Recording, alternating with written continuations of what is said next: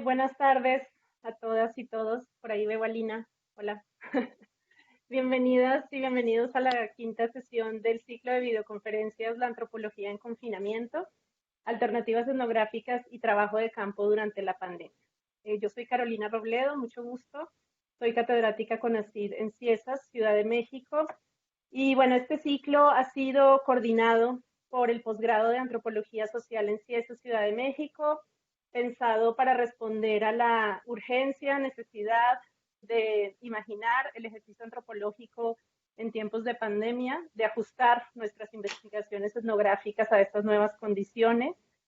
Y hoy estamos muy contentas porque tenemos como invitado a Alejandro Mayoral. Alejandro nos acompaña desde Canadá y nos va a contar, nos va a compartir su experiencia sobre el trabajo con comunidades indígenas en este país del norte, a través de las tecnologías digitales, ¿no? Cómo las tecnologías pueden trabajar también para la autonomía de los pueblos. Y la sesión de hoy la va a moderar nuestra compañera María Teresa Sierra, a quien también le agradezco mucho que nos acompañe esta tarde. Y bueno, la conversación de hoy, como todas las anteriores, vamos a escuchar una hora a Alejandro, después vamos a tener un momentito de preguntas y respuestas. La mayoría de quienes están aquí, Alejandro, son estudiantes del CIESO, entonces son estudiantes de antropología social y bueno, la mayoría de ellos también va a tener que hacer trabajo de campo en confinamiento. Ya te imaginas el gran desafío. Por eso te Claro. invitamos para que podamos abrir un poco el horizonte, tener una imaginación metodológica más amplia y acompañar estos procesos que ellos van a tener que hacer de ajustar sus investigaciones que empiezan en un par de meses. Entonces te agradecemos mucho que estés aquí. No siendo más, le doy la palabra a Tere para que modere esta conversación.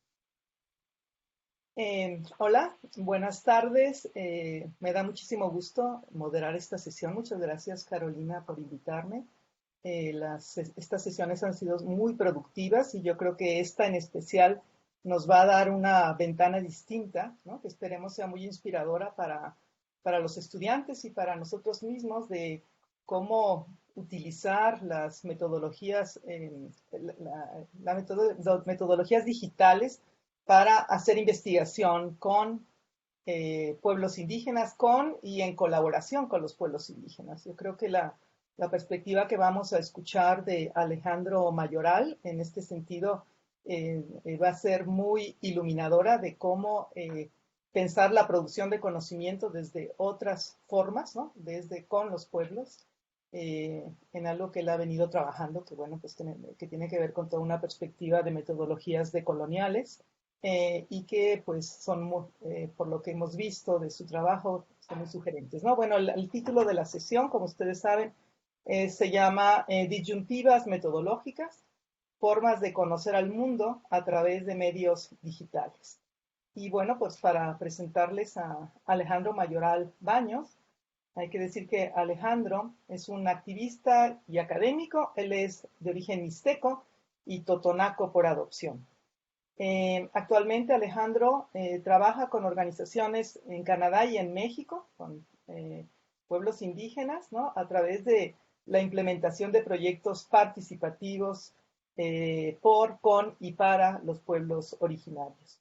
Él es doctorante del programa conjunto de comunicación y cultura de la Universidad de York y de la Universidad de Ryerson en Toronto. O sea, ahora él se encuentra en Toronto, Canadá. Su investigación académica se enfoca en la computación decolonial y la decolonialidad digital, que intersecta varias áreas de conocimiento como las humanidades digitales, medios indígenas de comunicación, la indigenización del software, soberanía de datos indígenas e infraestructura decolonial. Además hay que decir que Alejandro es fundador de una iniciativa muy interesante que se llama Indigenous Friends en Canadá y Magtayani en México, que tienen una página web a la cual se puede acceder, en donde está toda la propuesta de trabajo que ellos están haciendo. Y Alejandro además tiene experiencia de colaboración en proyectos en Canadá, en México, en Perú, en Chile y Bolivia con pueblos originarios. Entonces, bueno, Alejandro, pues te damos la palabra, como te decía Carolina, tienes hasta una hora y después esperamos tener diálogo contigo, ¿no? Con la participación de quienes nos están escuchando. Ok, gracias, Alejandro. Gracias a ustedes por invitarme. Espero puedan ver la presentación. Ahí me van diciendo si hay algún problema técnico con la presentación del otro lado. Sí, perfecto. Se ve muy bien. Perfecto. Bueno, antes de comenzar, y en esto quiero ser muy incisivo y antes de poder empezar a compartir un poco las experiencias, es de que este conocimiento o estas experiencias no nada más vienen de mí. Estas han sido experiencias de de varias comunidades que han tenido ese intercambio conmigo y que parte de mi responsabilidad es reconocer que este conocimiento es algo conjunto. Entonces, parte de este reconocimiento, y precisamente esa va a ser la primera parte, reconocer muchos de las comunidades que han sido parte de estas experiencias en la creación de este conocimiento, porque creo que es muy importante, y más en el contexto de la pandemia, es empezar a reconocer estos principios éticos, que los vamos a discutir un poco más adelante. Pero creo que la pandemia está abriendo nuevas oportunidades y posibilidades para promover y para podernos proponer nuevas formas de crear el conocimiento. Entonces, primero les quiero dar nada más un entendimiento de lo que vamos a ver hoy. Primero, precisamente, es platicarles un poco de esas experiencias y de las comunidades que hemos caminado juntos en esta parte que académicamente le llamamos posicionalidad, pero que siempre los pueblos decimos, primero tenemos que decir quiénes somos. Y ahí que les voy a platicar un poco de la historia y cómo sigo colaborando, no solo en el contexto de Canadá, pero también en el contexto de México. Porque quiero ser muy enfático que muchas de las situaciones que se están viviendo aquí en Canadá también se están viviendo en México y hay muchísimas cosas que estamos utilizando de manera conjunta. Y ahorita voy a ir más en las particularidades. Después quiero proveer un poco de marco contextual acerca de lo que, sobre todo, si alguno de ustedes está pensando en hacer alguna investigación con pueblos originarios, con pueblos indígenas, marcar un poco el marco contextual en este contexto de las tecnologías digitales. ¿Qué sucede con las tecnologías digitales y los pueblos indígenas? ¿Cómo estamos en México en este respecto? ¿Cuál es el grado de penetración? Y también tuve la oportunidad de mandarle a Carolina, ¿no? algunas lecturas al principio de semana acerca de las paradojas que vamos a estar viviendo con esta nueva forma de generar la investigación. Estas paradojas, por un lado tenemos las paradojas decoloniales que nos invitan a romper paradigmas, romper enfoques, pero al mismo tiempo estamos entrando a una era digital que promueve la colonización. Entonces, ¿cómo podemos encontrar ese punto medio en esas tensiones en este momento del coronavirus? Un tercer momento son precisamente estas nuevas formas de ver la ética, porque el coronavirus está abriendo nuevas preguntas y nuevas formas de repensar lo que estamos haciendo. Entonces, en esta cuestión ética ya se había planteado desde hace mucho, desde la investigación indígena. Desde la investigación desde los pueblos se había estado repitiendo y repitiendo la colaboración y la participación activa de la comunidad como coautores de las investigaciones. Pero ahora, con el coronavirus, se plantea que ya no es opción. Ya no es opción. Si queremos hacer investigación, entonces vamos a tener que promover que precisamente los pueblos sean coautores de nuestras investigaciones. Claro. En el cuarto momento es plantear algunas alternativas a lo que ahorita por el momento voy a seguir llamando métodos, alternativas a estos métodos de investigación. Es, digamos, las herramientas que me gustaría transmitirles a ustedes que pueden utilizar y pueden empezar a imaginar más. Este es solo el inicio del proceso de imaginación. Para poder empezar a plantear pues los pasos de lo que sería su investigación de campo. Y al final, pues precisamente tener un momento de aprendizajes colectivos. Y aquí de los aprendizajes colectivos es traer las preguntas, traer, a lo mejor ser un poco más específico en alguna área para poder precisamente tener este intercambio. Bueno, esto es un poco de lo que vamos a estar viendo hoy. Bueno, vamos a empezar. ¿Cuál es mi historia? ¿De dónde viene un poco todo esto que les estoy platicando? Primero, les quiero platicar de Mactayani. Mactayani, esta iniciativa la empezamos hace 13 años. Yo tenía en aquel entonces 19 años, 20 años. No tenía mucha idea de la complejidad de las problemáticas que se viven en las comunidades. Pero esta iniciativa comenzó de la raíz de la interacción de varios jóvenes de la comunidad con varios jóvenes urbanos, que empezamos a tener una conversación equitativa de, oye, tú tienes la oportunidad de tener acceso a algunos servicios, nosotros tenemos oportunidades de tener acceso a muchas cuestiones de la naturaleza, ¿por qué no hacemos algo en conjunto?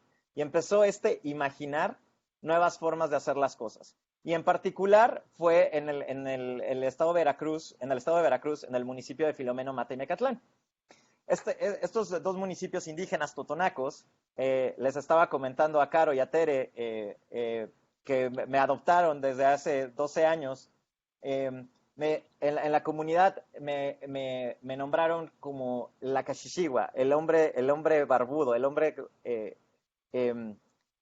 con pelos en la cara. De hecho, es la traducción literaria del término. Y la idea era, una de las ideas que me quedó muy grabado de varios jóvenes era precisamente generar esta responsabilidad colectiva. El hecho de que me pusieran un nombre, el hecho de que me adoptaran a un nivel comunitario, generaba una corresponsabilidad de creación. Es decir, esta organización, la idea es actuar colectivo y a partir de esto generar procesos colectivos de generación del bienestar. Bueno, ya en forma concreta, estos trabajos comunitarios, no nos gusta llamarle proyectos porque en el ambiente comunitario y en el ambiente de las comunidades, el concepto de proyecto viene ligado a un concepto gubernamental de transferencia de renta. Entonces, siempre hablamos con la comunidad de trabajos comunitarios, porque involucra precisamente el trabajo colectivo. De hecho, el vocablo Mactayani no hay una traducción al español, es el trabajar colectivamente. Es cuando la gente se junta a hacer la milpa y trabajar colectivamente para llegar a un fin. Y las áreas de trabajo son tres, es el aprender, el comunicar y el vivir en la comunidad.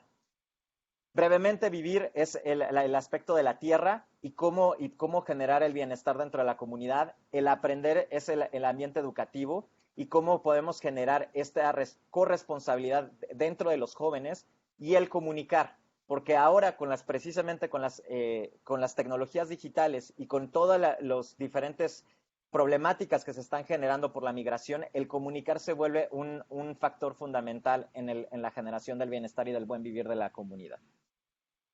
Les quiero compartir de una manera mucho más concreta algunas de las ideas que han surgido en este contexto del COVID y que voy a mencionar más adelante en las alternativas, de cuestiones que han venido desde los jóvenes.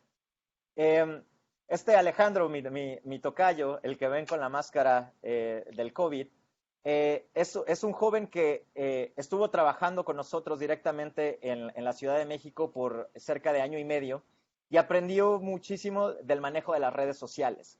Y algo que ahora a Alex le apasiona mucho es precisamente generar contenidos para redes sociales. Entonces, una de las cosas que Alex dijo es, yo quiero promover en lengua indígena, quiero generar contenidos para la prevención del COVID. Entonces, lo que ven aquí es, desde las fotografías, esta cuestión de la pintura en la piedra era precisamente una forma de dar alternativas a estar encerrados. ¿Qué otras cosas puedes hacer? Entonces, lo que quiso decir y lo que nos expresó es, quiero dar a conocer que hay formas de hacer muchas cosas con los recursos que tenemos a nuestro alrededor. El video que ven a la derecha de cuando se lava las manos, precisamente de las reglas para para la prevención del COVID, generó un proceso, venía el cumpleaños de su abuelita y nos pidió que si hacíamos una campaña de recolección de fondos para comprarle su regalo a través de las redes sociales.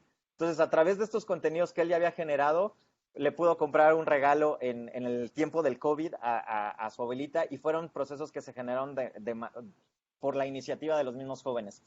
Y la última que ven fue una prueba muy interesante que hicimos con Miguel. Miguel es el que ven con el recuadro verde. Miguel es originario también de Mecatlán.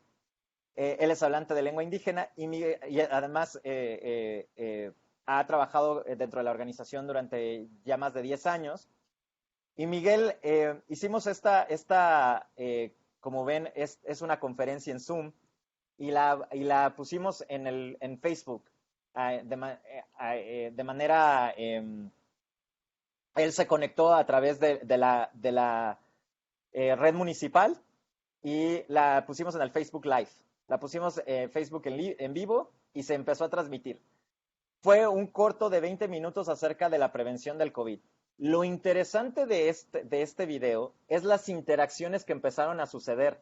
Inmediatamente toda la gente de la comunidad empezó a escribir, e imagínense que era una televisión en vivo. Entonces, manda saludos a esta comunidad, manda saludos a esta.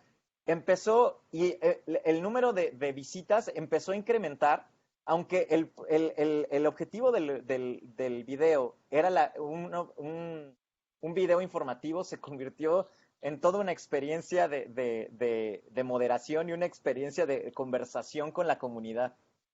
Entonces, de hecho, cuando terminamos el video, estábamos asombrados de la cantidad de comentarios y las interacciones que habían pasado de manera real, en tiempo real, con personas de la comunidad que estaban conectados y recibieron la notificación de que había un video de Mecatlán en Facebook. Bueno, esta es la primera. La segunda, que es la experiencia en Canadá y que va muy conectada a este tema. Hemos estado durante ya 5 años generando tecnología por y para con los pueblos indígenas. Y esto ha sido replantear la forma de crear tecnología.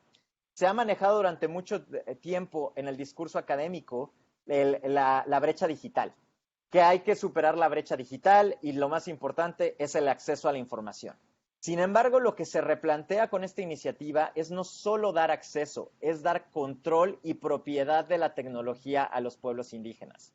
Porque hay una línea bastante delgada, porque empezamos a replicar prácticas coloniales. Es decir, al darte acceso y al no darte control de la información, empiezo a extraer la información.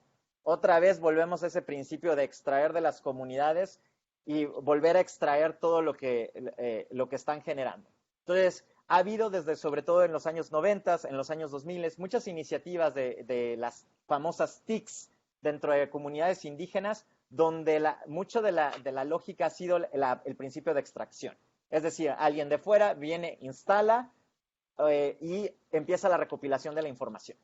Entonces, empieza la recopilación de la información y la información nunca regresa. Entonces, en esta iniciativa, lo que hemos generado en particular han sido 2 proyectos, que desgraciadamente por el tiempo no voy a irme más en detalle.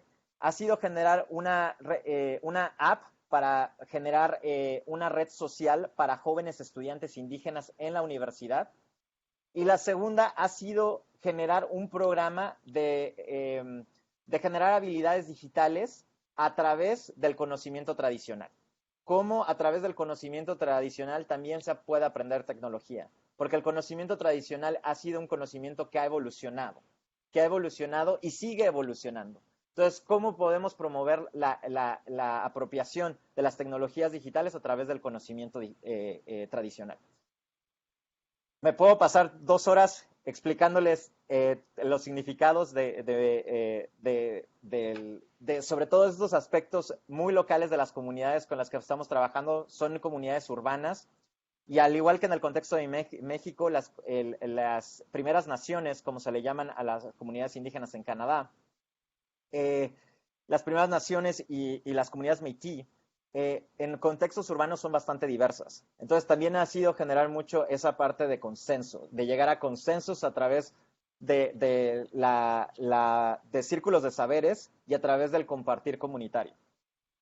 Bueno, el proceso de investigación, que ahorita lo voy a poner como de investigación, pero que realmente el proceso de investigación sucedió después de la implementación. Que esta es una de las cuestiones que en mi práctica es uno de los principios fundamentales, sobre todo en la ética. Es que estos procesos se originaron desde la comunidad. No se planteó desde un marco teórico en la Ciudad de México o en Toronto, y de ahí se fue a las comunidades indígenas. No, vino desde la comunidad y desde ahí se empezaron a plantear las iniciativas. La investigación plantea mucho la cuestión, lo que se le llama la computación decolonial, o en una forma mucho más sencilla, cómo hacer la tecnología, y la decolonialidad digital, cómo expresarse dentro de la tecnología, que son dos áreas que se relacionan, pero no son las mismas. Y obviamente ahí vienen muchas cuestiones de infraestructura, soberanía de datos, territorialidad digital, entre muchas otras. Obviamente involucra mucha transdisciplinariedad. Siempre digo trans porque rompemos esa idea. Inicialmente se marcaba como interdisciplinariedad, pero ahora transdisciplinariedad porque rompe muchos de los esquemas que ya existen en estudios indígenas, en trabajo social, en estudios de medios digitales, en las humanidades digitales. De ahí se han estado planteando algunas formas de hacer decolonial en las cuestiones digitales. ¿Cuáles son esos aspectos a generar con base al conocimiento local de la comunidad de este territorio, que es Tauronto? Tauronto, por cierto, es una palabra indígena. Tauronto viene del Mohawk y significa los árboles que están sobre el agua. Entonces, cómo estas cuestiones empiezan a ser muy importantes de poder focalizar mucho del conocimiento que existe en el territorio y poder empezar a generar soluciones a partir de estos conocimientos. Y bueno, y las implicaciones, que ya los mencionaba de manera breve Tere, ¿no? La infraestructura decolonial, el software indígena, los datos indígenas y la territorialidad digital, que implica que tenemos que reconocer el territorio también en lo digital, porque ha venido mucho del proceso de extracción, ha sido que ahora las tecnologías digitales no están conectadas a la tierra, cuando en realidad están muy conectadas a la tierra, porque precisamente estos aparatos vienen de la tierra, y como muchas comunidades están siendo explotadas para poder crear estas tecnologías. Bueno, con esta posicionalidad, y disculpen que me haya tomado el tiempo, pero es muy importante explicar de dónde vienen estas experiencias. Y sobre todo porque voy a estar hablando de varios conocimientos que han venido de varias de las comunidades de las que me he estado refiriendo. Primero, quiero dar el marco contextual antes de saltar a la cuestión ética. Primero, en el contexto de COVID-19, y aquí me refiero a, creo que en la sesión pasada estuvieron hablando con Susan acerca de los riesgos asociados al contagio de COVID en el trabajo de campo. Entonces, aquí, como para ustedes como estudiantes, como investigadores y como colaboradores en la investigación, es un riesgo bastante grande empezar una investigación de campo directamente de persona a persona. ¿Por qué? Porque ustedes se ponen en riesgo y obviamente ponen en riesgo a las comunidades y obviamente a todos los ambientes alrededor. Entonces es muy importante tener esta parte como parte del contexto de los métodos que se van a proponer más adelante. Muy bien, pasemos al contexto de las tecnologías digitales y los pueblos originarios. Aquí me faltó una palabra, en México. En México. Una de las cuestiones es, ¿qué implicaciones tienen las tecnologías digitales o las tecnologías móviles en las comunidades originarias? Primero, independientemente de las discusiones que podamos llevar a cabo dentro de la academia, algo que está sucediendo y un fenómeno que se empezó a acelerar desde el 2010 fue que las comunidades originarias, y esto no nada más sucedió en México, sino ha sucedido en muchas partes del mundo, ha sido la apropiación de los dispositivos móviles. ¿Y por qué los pueblos originarios se han apropiado de estas tecnologías? Porque sin que ese haya sido el propósito de la tecnología, los teléfonos móviles empezaron a responder a necesidades locales de las comunidades, a necesidades muy específicas. ¿Cuáles son esas necesidades? Una es que son accesibles, económicamente son accesibles. Es mucho más barato poder adquirir un celular, aunque sea de gama baja, que adquirir una computadora. También es el nivel de acceso a la tecnología, es decir, no necesitas tomar un curso especial para poder utilizar el teléfono.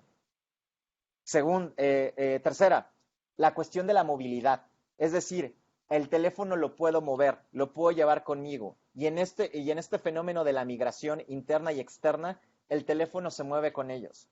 Entonces, hay esta cuestión de que los pueblos originarios utilizan el teléfono en este fenómeno de movilidad. La cuestión de oralidad.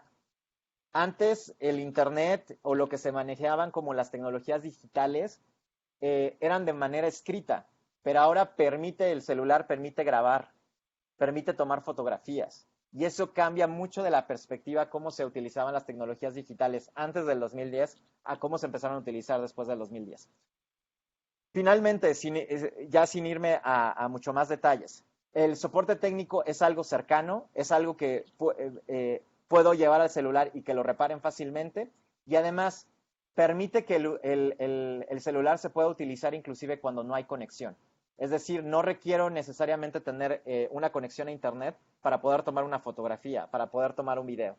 Entonces, esto ha hecho que a nivel global las tecnologías móviles hayan sido adoptadas ya por los pueblos originarios. Ahora, la gran pregunta es, oye, Alejandro, pero ¿y qué sucede con la cobertura móvil en los pueblos indígenas?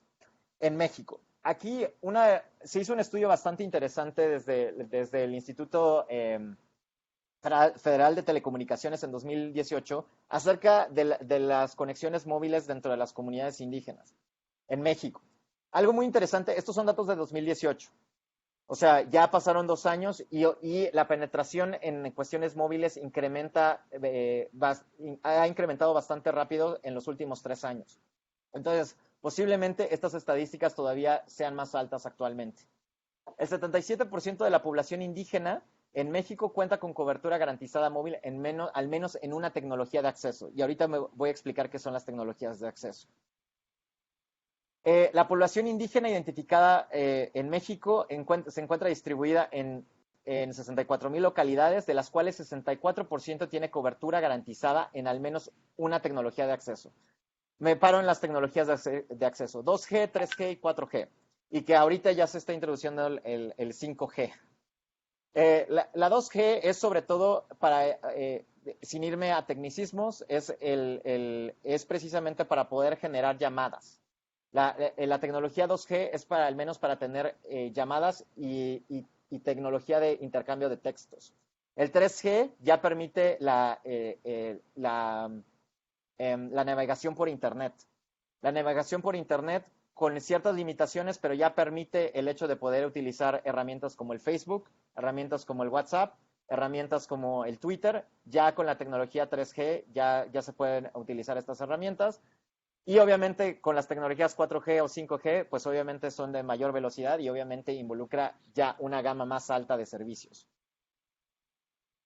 Obviamente esto no es uniforme en todo el territorio nacional. Obviamente hay estados que tienen mucho más cobertura. Tenemos estados como Campeche, Quintana Roo y Yucatán que tienen el 81% de cobertura. En los siguientes estados es Guanajuato, Hidalgo, Jalisco, Querétaro, San Luis Potosí y Zacatecas, con el 79% de acceso. Pero obviamente, y aquí es reconociendo esto, obviamente Guerrero, Oaxaca y Chiapas, especialmente por la orografía de muchos de estos territorios, obviamente el grado de acceso a estas tecnologías es menor. Y se estima cerca del 42%. Bueno, y es a partir de ahí, y me imagino que ustedes han de conocer muchas de las iniciativas que han venido precisamente desde las comunidades en las telecomunicaciones indígenas comunitarias. que son muchas de las formas de responder desde la comunidad a estos problemas de acceso, ¿no? Las telecomunicaciones indígenas comunitarias ya es una asociación civil, es una red de organizaciones que están trabajando de manera colectiva en la región de Oaxaca y la región de Guerrero, precisamente haciendo y brindando mayor conexión. Precisamente brindando tecnologías 2G y 3G a las comunidades para que puedan tener acceso a las tecnologías. En algunas comunidades, las comunidades que tienen más necesidades de acceso a Internet, por una decisión comunitaria y obviamente una inversión a nivel colectivo, se han instalado puntos de acceso en los principales centros comunitarios, como puede ser el auditorio municipal, como pueden ser las escuelas, para que haya acceso a Internet, ¿no? Generalmente se le dice Internet de banda ancha, pero en muchos de estos territorios no alcanza, obviamente, las velocidades que alcanza en las principales ciudades. Bueno, y entonces, ¿por qué les hablo de esto? Porque entonces empieza una paradoja metodológica. Yo le llamo la paradoja metodológica porque, al menos de manera personal y haciendo mucho de este trabajo tanto en México como en Canadá, ha venido esto. Bueno, entonces, de alguna manera ya hay hasta cierto grado de inclusión digital, ya hay cierto nivel de conexión y que obviamente también hay que considerar que no cada persona en las comunidades tiene un teléfono, generalmente se maneja más a nivel familiar, pero a pesar de esto se empieza a plantear de que ya hay una manera de comunicar, ya hay una manera de conectarse. Entonces, esto abre la posibilidad y precisamente una de las lecturas que les compartí habla de esto, los métodos digitales, ¿no?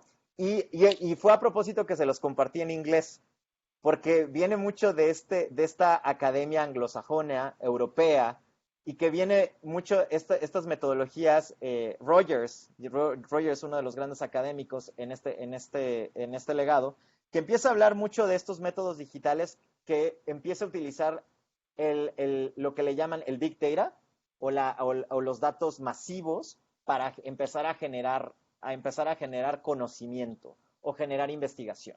Y obviamente hay todo una ontología, una epistemología, de una justificación de toda de generar metodologías de la investigación digital, ¿no? El problema de este tipo de metodologías, en mi experiencia, es que a nivel comunitario no permite a la comunidad tomar decisiones acerca de la investigación. No permite generar esta investigación en dos vías o este conocimiento en dos vías, sino simplemente te vuelves un extractor de conocimiento, así como están las empresas que extraen minerales o recursos naturales de las comunidades. Simplemente nos volvemos extractores de datos. Ahora nos volvemos los extractores de datos y los procesamos. Así como estas grandes empresas procesan los minerales y generan los diferentes metales preciosos, pues nosotros a través de la recolección de datos simplemente los procesamos y empezamos a generar las publicaciones, ¿no? Y del otro lado del espectro está precisamente el hacer de colonial. Que me gusta mucho este título y esta lectura, creo que ustedes lo saben muy bien, hay muchísima bibliografía acerca de lo que es la decolonización o lo que implica la decolonización del conocimiento. Pero esta lectura en particular a mí me gusta mucho porque, además de que no es muy larga, ofrece muy en breve mucho de lo que se habla y de lo que invita a la decolonialidad, que es un poco el desobedecer a la metodología de investigación. Y yo sé que a lo mejor, y sobre todo en un ambiente académico, esto puede generar tensiones con ciertos académicos. Al menos en mi experiencia y en el mundo anglosajón ha generado mucha incomodidad, muchas fricciones, porque ¿cómo una investigación no va a tener una metodología de investigación? ¿Cómo podemos imaginar una investigación sin tener una metodología? Entonces, ha sido volver a reimaginar lo que entendemos por investigación. Entonces, varios de los aspectos que involucra esta forma de hacer investigación son 3 de los principios que se marcan en el artículo, que es contemplar, conversar y reflexionar. Que sin irme en las particularidades de cada uno, esto puede ser simplemente la charla durante 2 días seguidos.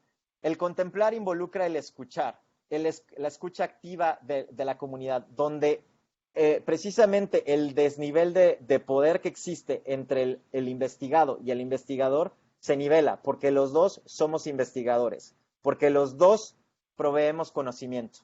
El conversar, ¿qué significa el conversar? Significa, sin tener un propósito como tal, empezamos a hacer este intercambio de conocimiento. Y en este intercambio de conocimiento, en este intercambio de experiencias, es donde se empieza a generar el nuevo conocimiento. Pero de que si ya vamos con un grupo de preguntas preestablecidas, donde lo que queremos extraer son rasgos muy particulares, pues volvemos a replicar muchas de estas prácticas coloniales de extraer. Y al reflexionar, y este reflexionar es colectivo, es precisamente cómo a través de nuestra experiencia podemos transmitir y podemos tener este proceso de reflexión colectiva con la gente de la comunidad. Algo que me gusta y se los puedo compartir, sigo teniendo estas discusiones bastante acaloradas con varios académicos en el mundo anglosajón, de las formas de conocer en lugar de una metodología. Por eso el título de la charla, la forma de conocer. Porque la forma de conocer no nada más es cambiarle el nombre a la metodología, es promover esa participación activa de las comunidades en ser coautores y copartícipes de la investigación. Y cómo, en lugar de plantear métodos de investigación, empezamos a hablar de medios para generar conocimiento.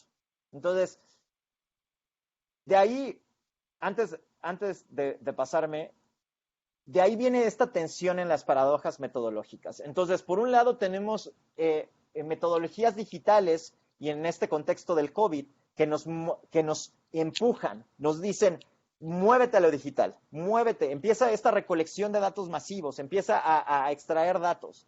Pero por el otro lado empezamos pues esta línea de hacer de colonial nos marca una nueva forma. Entonces nos encontramos en una paradoja. Antes de contestar cómo yo respondo a esa paradoja, cada uno de ustedes va a tener una forma muy particular, muy local de responder a esta paradoja. Viene un concepto que está siendo, es bastante reciente en los últimos 2 años, que es el colonialismo de datos y la alternativa de la decolonialidad de los datos. Y aquí la definición por una académica en México, de hecho, Paola Ricarte, nos dice que el colonialismo de datos es un orden emergente para la apropiación de la vida humana, de modo que los datos pueden ser extraídos continuamente para extraer ganancias. Esto es mucho en la lógica de las redes sociales, de esta generación de la mercadotecnia a través de los datos. Pero esto también se replica dentro de la academia. ¿Cómo empezamos? Tenemos el problema de que podemos empezar a generar una extracción de datos de las comunidades para generar nuestra propia ganancia o generar la propia ganancia de la institución. Entonces, ¿cómo empezar a romper estos paradigmas? Es importante decir que la decolonialidad de los datos, y a pesar de que no me puedo ir, obviamente por la cuestión del tiempo, en particularidades, algo que marca la decolonialidad de los datos, y sobre todo en el marco de la antropología y de la sociología, que me parece muy importante, es que la decolonialidad no propone abandonar los medios digitales. Hay muchos académicos que proponen, bueno, si es tanto problema la extracción de datos, simplemente nos desconectamos. Simplemente no utilizamos ninguna de las herramientas digitales y seguimos con las herramientas tradicionales o las herramientas que había antes de las tecnologías digitales. El problema es que se empiezan a volver medios de exclusión. ahora en el contexto del COVID, el hecho de negar las herramientas digitales o tratar de decirle a las comunidades no utilicen los medios digitales es una forma de exclusión.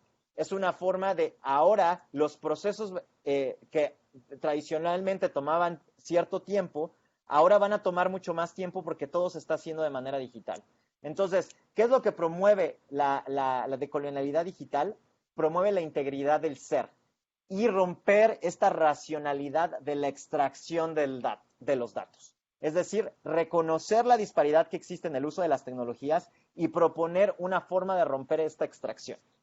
Entonces, a partir de esto, y es aquí donde les hago una pregunta abierta que en la conversación ya tendremos tiempo de discutirlo con más detalle, ¿cómo imaginar o repensar nuevas formas de conocer al mundo con las tecnologías digitales? ¿Cómo podemos repensar y imaginar nuevas formas? ¿Por qué digo imaginar? Porque es algo que todavía no está escrito o que se ha escrito muy poco acerca de esto. Entonces, involucra mucha imaginación y mucha colaboración con los pueblos originarios. ¿Cuáles son las consideraciones de reciprocidad en este nuevo contexto de creación del conocimiento? Es decir, ahora de que los datos se pueden generar de una manera mucho más, entre comillas, más fluida, más fácil, ¿cuáles son las consideraciones éticas en esa reciprocidad?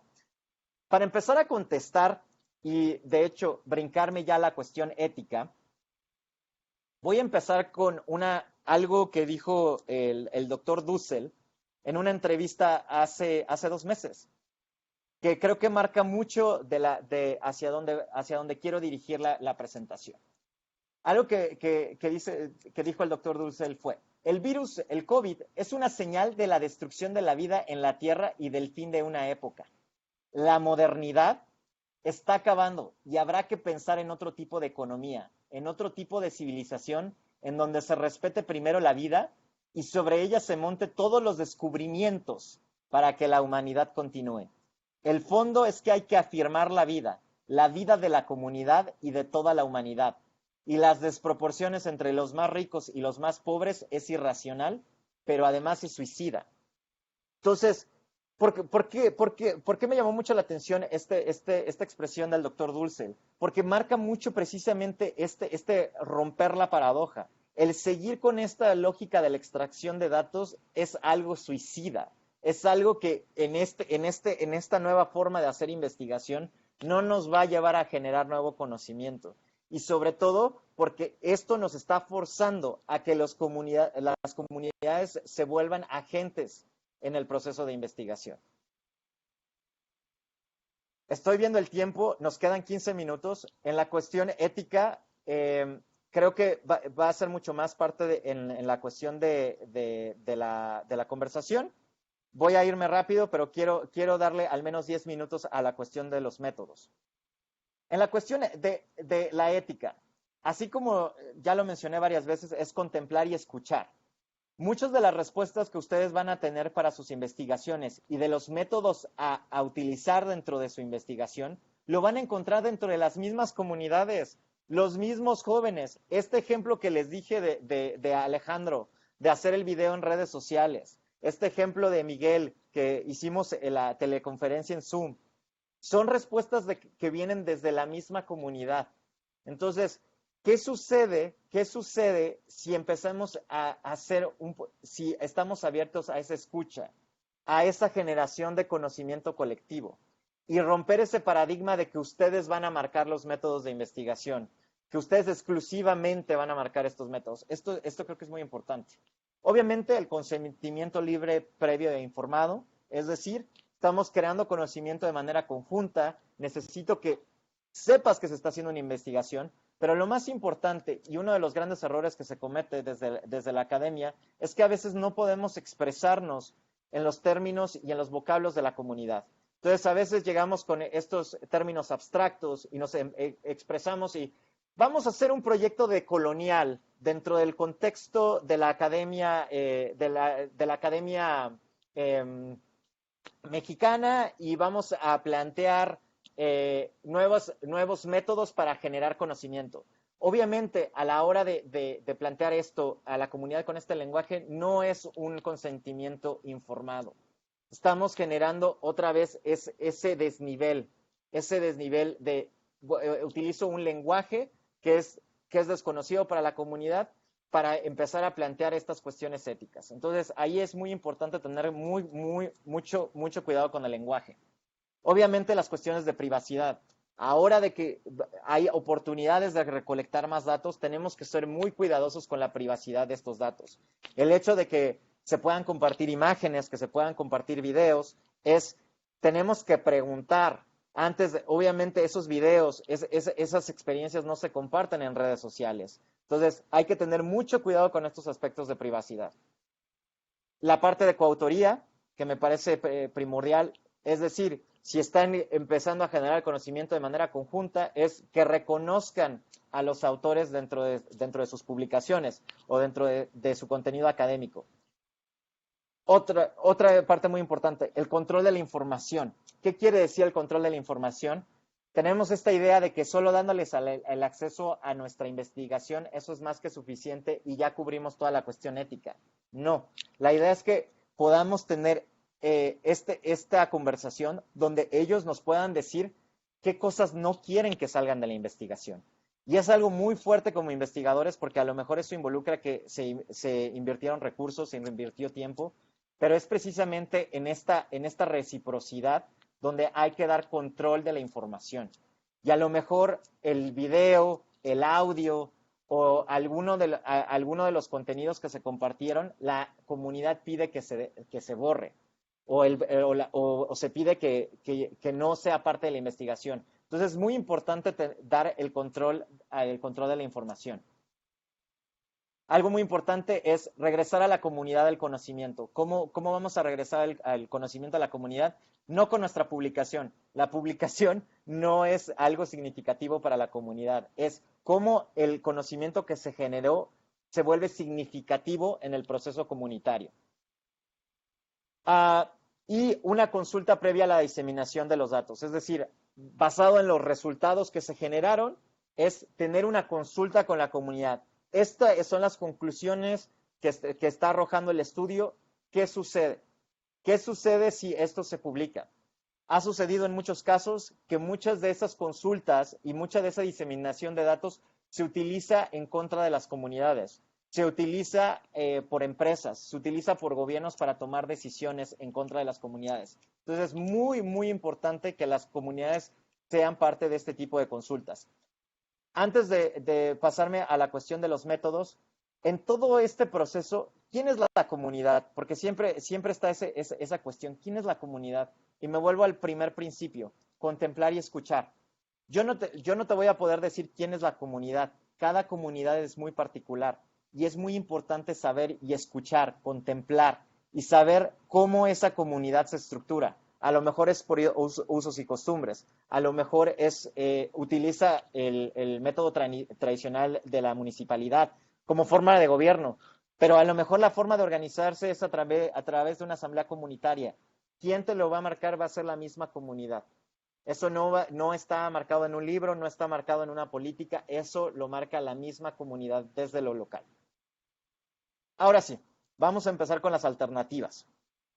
Creo que una de nuestras principales preocupaciones es que al final de cuentas tenemos que entregar un papel, tenemos que entregar una tesis, tenemos que entregar una investigación, cómo poder recolectar datos en este contexto, cómo poder empezar a generar ideas cuando no vamos a poder ser capaces de poder viajar en persona a nuestros diferentes lugares de investigación.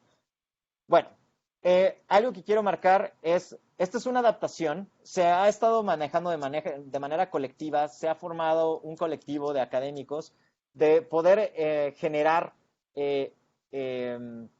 herramientas precisamente para el trabajo de campo. Entonces, al final les voy a proveer con un enlace para que puedan ver más en detalle. Yo lo que les voy estas alternativas de metodologías de investigación o de métodos de investigación es fuera del contexto indígena. Estos son métodos en lo general. Yo lo que les hice en la presentación es enfocarme a y adaptar muchas de las que ustedes pueden utilizar en el contexto rural o el contexto indígena en México, ¿no? Con las herramientas que existen. Ahora sí, sé que no queda mucho tiempo, quedan alrededor de un poquito menos de 10 minutos. Estoy muy consciente del tiempo. Pero en esto, si alguien necesita mayor especificación o requiere mayor detalles, a la hora de las preguntas, nada más anótenla y podemos ir con más detalles. El primer método que les quiero compartir es la licitación de fotos, video y voz. Déjenme decirles que es un trabajo bastante interesante porque les dan la oportunidad a la comunidad de poder enseñar y de poder generar el conocimiento como ellos lo entienden. ¿Qué implica? Implica pedirle a la comunidad que utilizando su celular tomen fotos, videos o notas de voz sobre sus prácticas o interacciones cotidianas.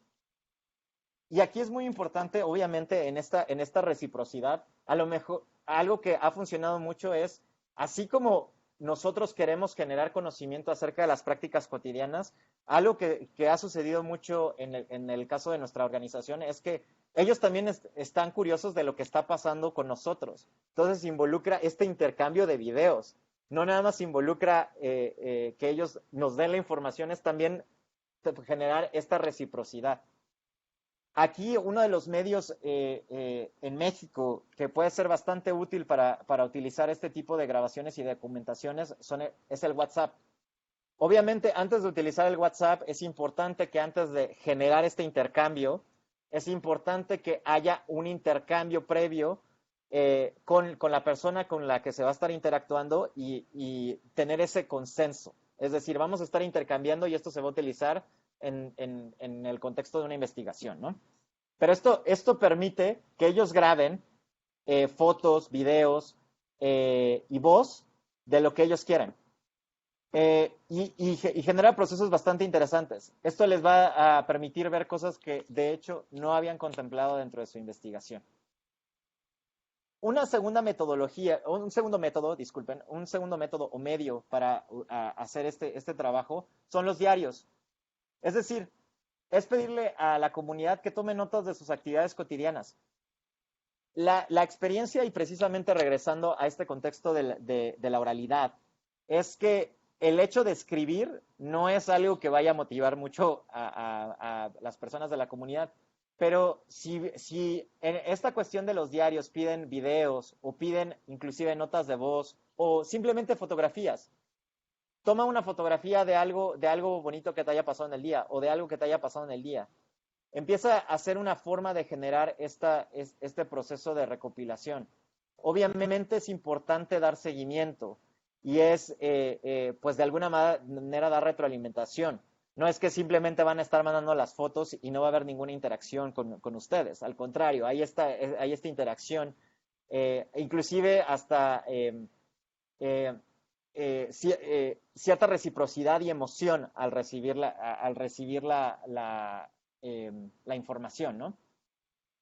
Aquí quiero mencionar que el muestreo puede ser basado en intervalos, es decir, se les puede pedir que lo registren cada hora, pero eso es mucho trabajo, o que se registren al menos una fotografía al día, ¿no?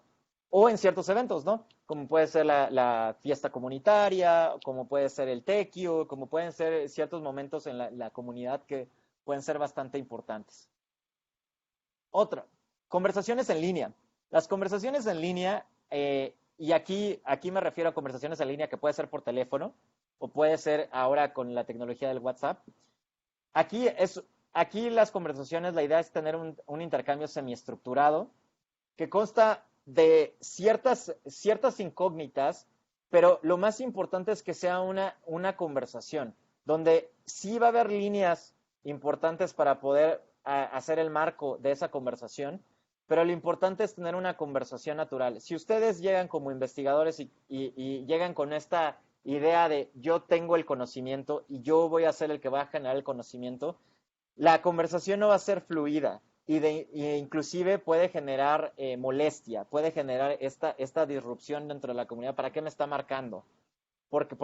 ¿Qué quiere saber de mí? Entonces, este proceso de conocimiento y de consenso previo, pues hasta la conversación va a ser algo que la misma comunidad va a estar buscando poder proveer. Entonces, estas conversaciones en línea me refiero a llamadas por teléfono, son conversaciones en tiempo real y también se pueden manejar sobre todo si las localidades son las cabeceras municipales, se puede manejar por el servicio de WhatsApp, como este servicio de llamadas.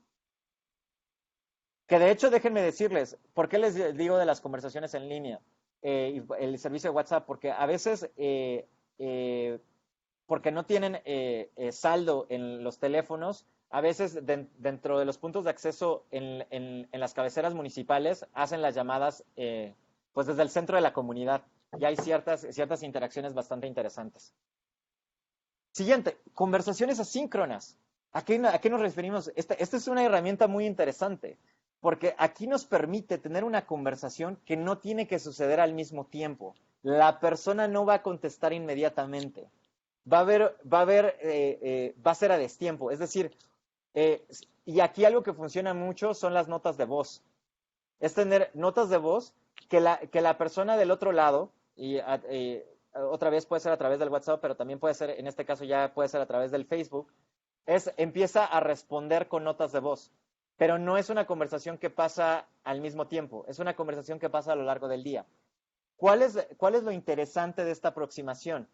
Que les dan la oportunidad de primero pensar lo que quieren, lo que les van a compartir, y la segunda es precisamente tener que se están adaptando ustedes a los tiempos de la comunidad y no la comunidad a los tiempos de lo urbano.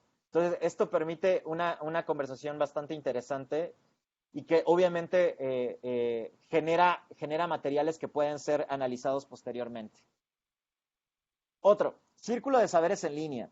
Este círculo de saberes en línea, aquí sí depende mucho del nivel de conexión, pero ahorita la mayoría de las herramientas ya lo permiten aún en conexiones bastante, no muy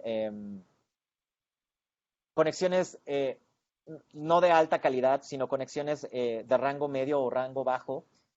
Círculo de saberes en línea nos referimos a como lo que estamos haciendo ahorita, es decir, tener una videoconferencia o tener una audioconferencia con varias personas al mismo tiempo. ¿Qué herramientas? Obviamente está el WhatsApp, pero también se pueden utilizar el teléfono. El teléfono permite tener estas audioconferencias, a llamar a varias personas al mismo tiempo. En los servicios regulares, en los servicios principales en México, como Telcel, permite hasta 6 usuarios al mismo tiempo. Entonces se pueden hacer alternativas bastante interesantes con los círculos de saberes. Aquí, si lo van a hacer por videollamada, obviamente tengan consideración de la cuestión de la conexión. Mi experiencia sirve mucho mejor las audioconferencias y pues, sirven perfectamente ya la tecnología, el WhatsApp o hacer la llamada, la audioconferencia por teléfono es bastante fructífera. También el círculo de saberes asíncronos, que es decir, los grupos de WhatsApp y los grupos de Facebook, es decir, ya sobre todo si su trabajo está enfocado sobre todo en la cuestión de jóvenes, este tipo de investigación es bastante, permite mucha interacción entre los jóvenes y como está un poco esa libertad de poder interactuar con otras personas a destiempo, genera un alto compromiso de los participantes. La única desventaja de es de que obviamente hay un riesgo de la pérdida del enfoque, que ustedes empiecen con un tema y terminen en un tema completamente diferente y que hay que estar mediando, porque el hecho de generar espacios públicos dentro de lo digital genera también conflicto dentro de lo digital. Entonces, es muy importante tener este papel de mediación. Entonces, ser conscientes de que este tipo de método o este tipo de medio obviamente genera mucha responsabilidad y tiempo al investigador. Ya sé que ya pasó la hora, estoy por Te terminar. quedan todavía, yo tenía otra cuenta, te quedan unos 4 minutos, pero Ah, si perfecto. Yo me estoy apurando por la cuestión de la hora, pero creo que vamos perfectos en tiempo. yo soy un poco reservado, pero varios de mis colegas la han utilizado y sí ha funcionado. Son las formas en Google o Microsoft, lo que le llaman las Google Forms o el Microsoft Forms, que se crean, si ustedes tienen una cuenta de Gmail, las pueden generar de manera gratuita, o si tienen una cuenta en Microsoft Office, las pueden generar de manera gratuita. A la comunidad no se necesitan, la comunidad no necesita tener una cuenta de correo electrónico, no necesita tener ningún tipo de identificación, simplemente que conteste. Las experiencias es, obviamente, si las preguntas son abiertas, pues la verdad es que, sobre todo si empiezan a hacer 2, 3 preguntas, a veces la comunidad no va a responder. No va a responder, es mucho trabajo, sobre todo que no permite esta cuestión de la oralidad. Entonces, mi consejo es permitir mucho la cuestión de la opción múltiple.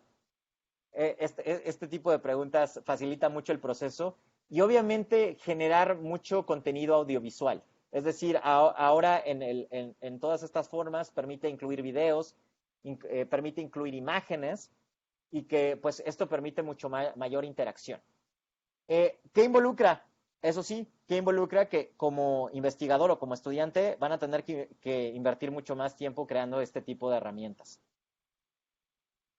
La octava es la autoetnografía. Esta autoetnografía, y aquí quiero ser muy cuidadoso, sobre todo es si están ustedes dentro del contexto donde van a hacer la investigación. La autoetnografía, yo la he utilizado mucho en mi proceso de investigación. La autoetnografía no es un proceso sencillo, involucra mucha reflexión e involucra, sobre todo en este proceso de hacer decolonial, involucra compartir mucho de la experiencia propia con la comunidad. Entonces, viene mucho abrir muchas de las cosas y muchas de las interacciones a nivel comunitario. Entonces, esta cuestión autoetnográfica, sobre todo, vuelvo a repetir, si tienen la oportunidad de estar ustedes dentro del contexto donde van a hacer la investigación, puede ser una forma interesante de generar conocimiento. Y finalmente, como lo marqué en repetidas ocasiones, creo que independientemente de estas 8 herramientas que ya les marqué, hay una oportunidad de contemplar, conversar y reflexionar junto con la comunidad. Es decir, aquí como les decía, en la experiencia en el Totonacapan, en Mecatlán, como Miguel, como Alejandro plantearon utilizar las redes sociales, pero vino desde ellos. Y no vino desde, tienen ustedes que abrir una cuenta en la red social fulana y vamos a empezar a generar investigación. No, fue un proceso donde ellos ya tenían una cuenta, donde ellos precisamente se involucraron en el proceso de reflexión y ellos son los que propusieron estas metodologías. Bien, pues creo que con esto pasamos a la cuestión de aprendizajes colectivos, donde me gustaría ya tener un poco más de conversación. Sé que fue 1 hora de estar hablando nada más de un lado de la pantalla, pero precisamente creo que este es el momento donde podemos tener un poco más de esa conversación, de esa retroalimentación. Antes de darles la palabra de vuelta a Tere, nada más quiero compartirles el enlace de arriba. Es este esfuerzo colectivo que les comentaba anteriormente acerca de métodos para la investigación en tiempos de COVID. Como les mencioné, no es en el contexto indígena, es en general en cualquier proceso de investigación. Me parece que hay propuestas bastante interesantes, pero que en contextos indígenas, al menos en Canadá y en México, no tendrían una aplicación directa, o al menos dentro de mi proceso de imaginación no los veo aplicables. Pero bueno, esto es un parte del proceso de reflexión que a ustedes les tocará. Bueno, Tere, Okay. le doy la palabra. Muchísimas gracias, Alejandro. O sea, realmente nos has dado una cátedra. Yo quisiera hacer algunos breves comentarios y esperando que se vayan animando aquí a hacer preguntas, ¿no? Que pueden escribirlas o pueden también tomar la palabra porque la idea justamente es generar un diálogo aprovechando que está con nosotros Alejandro. Bueno, pues yo creo que sí nos estás metiendo en un tema bastante denso, pero también muy sugerente, muy actual, que nos abre muchas preguntas y que desde tu propia perspectiva más teórica, ¿no? Y metodológica, porque al final de cuentas podemos discutir si es o no una propuesta metodológica, yo creo que pues, sigue siendo un concepto útil, pero que nos hace pensar, sobre todo en este momento donde estamos enfrentando la urgencia, ¿no? De hacer investigación aprovechando los medios digitales. Yo creo que este es un punto central, sobre todo como antropólogos, que pues si bien la parte digital había sido como, o es una especie de complemento, ¿no? Pero es la interacción cara a cara, el producir conocimiento en el contexto y hacer todo lo que tú estás diciendo de alguna manera estando ahí, ¿no? Entonces sí estamos ante un gran reto de cómo hacer para utilizar estos medios digitales y más aún en un contexto como el que estamos, ¿no? De esta pandemia. Yo creo que tú nos ofreces muchos elementos y yo quería retomar algunos puntos de lo que tú señalas, empezando por esta definición de la que partes, que hablas de la paradoja, ¿no? Una paradoja de que, por un lado, le apuestas a una propuesta realmente comprometida decolonial, llevar lo decolonial a la práctica en la producción de conocimiento con los actores desde sus propios saberes y demás, pero usando efectivamente pues una dimensión de lo digital que obviamente pues es la producción del conocimiento occidental en su máxima expresión globalizado y demás. Entonces yo creo que aquí hay una tensión productiva, ¿no? Y que a mí también, leyendo los textos que tú planteaste y lo que estás aquí diciendo, a veces considero que si bien tenemos que ver cómo cuestionamos, ¿no? Estas formas occidentales coloniales que se imponen, también es cierto que no estamos construyendo fuera de esos mundos, ¿no? Y que tenemos que pensar cómo están conectados y en el campo, si llevamos esto al contexto indígena, pues me parece que si no tomamos en cuenta que al final el asunto es cómo podemos aprovechar estos métodos, estos medios, estos instrumentos para potenciar el propio conocimiento, ¿no? Y en ese sentido, estas herramientas del mundo occidental pues siguen siendo útiles, o sea, no podemos ver que vamos a hacer todo fuera del mundo occidental, ¿no? Bueno, ese es mi posicionamiento, ¿no? Y ahí podríamos discutir más y en ese sentido, si le podemos nombrar de otra manera la metodología, pero en todo caso para mí la metodología no es nada más un asunto de definir desde antes lo que ya vas a encontrar, sino es algo fundamentado, ¿no? Yo creo que hay muchas propuestas desde la visión de las ciencias sociales, de teorías fundamentadas, y yo creo que aquí esto se ve muy claro. El otro punto que me hizo pensar mucho tu propuesta me hizo pensar en Guillermo Bonfil, ¿no? Si ustedes conocen al antropólogo mexicano Guillermo Bonfil, que no nada más escribió sobre todo el tema del México profundo, la etnicidad, sino también él tiene una propuesta teórica interesante que se llama la teoría del control cultural. Y entonces él justamente habla de cómo lo importante es el control, ¿no? El control de tus medios para potenciar el conocimiento propio, pero también para usar lo que viene, lo ajeno, lo propio.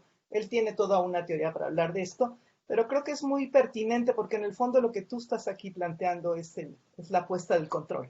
El control compartido con los actores, no una producción de conocimiento en interacción, en el diálogo. Y bueno, pues obviamente aquí el gran reto es usando estos medios digitales y lo que aquí también se ve es que involucra pues una conexión, un trabajo previo con los actores con los que vas a estar trabajando, ¿no? Y aquí probablemente pues estamos en un punto también de tensión cuando pensamos, por ejemplo, en nuestros estudiantes que ahora están con el gran reto, ¿no? En la maestría, estamos viviendo esto de tener que construir su propuesta de investigación y pues no necesariamente tienen esos vínculos o apenas los están construyendo. Bueno, aquí creo que es importante comprender el contexto en el que se está construyendo esto, pero sí creo que lo que tú planteas es muy pertinente, que si no se hace en vínculo con actores locales, que ellos se construya esta confianza y esta legitimidad, para producir esto que tú estás diciendo, ¿no? Para involucrarlos en el uso de esta tecnología para su propia narrativa, en las formas que tú dices, pues sí pues tiene sus complejidades.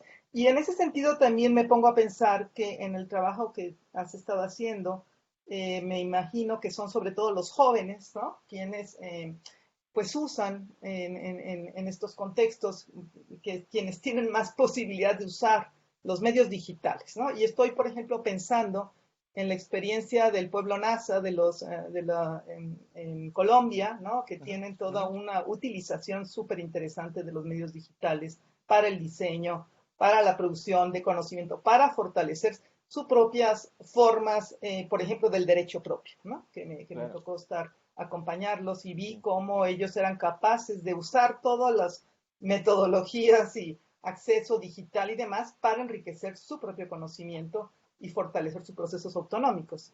Entonces, bueno, me hizo pensar esto. Yo creo que los temas de la ética que tú nos señalas son fundamentales. Yo creo que aquí hay muchísima, todo el tema, por ejemplo, de la oralidad, ¿no? Es decir, cómo usar la lengua propia también para usar estos medios, y esto también puede ser una manera de fortalecerla, de enriquecerla en términos orales, pero también para marcar el control, ¿no? Porque efectivamente el espacio digital pues hace que tus datos, tu información pues puede irse a muchos lados y no tengas el control. Entonces, ¿cómo trabajar estos puntos, ¿no? En fin, esto es algunas de los asuntos, y tengo muchos más que me surgen, ¿no? De lo que tú estás aquí planteándonos. Realmente es súper interesante porque además me gusta mucho cómo hablas desde tu experiencia, ¿no? Es decir, tú no nada más estás teorizando, sino que has construido esta propuesta desde tu experiencia en México, en Canadá, y creo que aquí nos estás mostrando estas dimensiones. Y por ahí habría alguna pregunta que yo te haría. ¿Cómo ves tú este trabajo que has venido haciendo y construyendo en estos dos contextos? El trabajar en Canadá con pueblos nativos americanos en Canadá, o native, ¿cómo les llaman? Pueblos originarios en Canadá. Y que además van a la universidad, que tienen estas herramientas. ¿Y cómo ves en el caso, en tu experiencia en México, ¿no? Para el uso de los medios digitales? Pero bueno, yo quisiera que la gente que está aquí escuchando pueda también intervenir y preguntarle a Alejandro, si quieres. Hasta ahorita se dice Primeras Naciones, dice Dulce. Entonces ahí está Dulce, Patricia. A mí me gustaría mucho que Patti se animara a intervenir, porque ella tiene toda una experiencia pues muy activa y muy comprometida en todo este trabajo, el trabajo que ellas mismas han hecho como mujeres indígenas de la CONAMI. Así que, Dulce, Patti, te invito a intervenir. A ver, aquí tenemos, no sé, Alejandro, voy a ver quién está aquí haciendo ya algunas preguntas. Y luego yo voy a pedir la palabra, Tere. Por ahí está Eréndira, pero dejo pasar a los estudiantes y al rato. Aquí veo que alguien que es Eréndira, ¿verdad? Dice: felicidades por la charla. ¿Cómo lograr la confianza para poder tener empatía y lograr este diálogo entre iguales? Donde yo no tengo control por estar a través de una pantalla, donde yo no puedo ver más allá de lo que un lente de cámara me da. Hay que tener un trabajo previo con los informantes, pero ¿cómo? ¿Podrías ampliar sobre esto? Bueno, no sé, a ver, Carolina, y si quieres te pasamos la palabra para que tú... Por ahí había otra de Eréndira, Tere, si quieres escuchamos. A él no fue Eréndira, a él era Felipe. Pues Eréndira dice: yo tengo una duda, ¿quieres? Pero no escribió nada más, o si quieres hablar, Eréndira. Sí, por favor, para que nos veamos, pongan sus cámaras también para que nos veamos y escuchemos. Eréndira. Hola a todas y a todos. Bueno, primero que nada te agradezco mucho por la charla. A mí en lo personal me funcionó demasiado.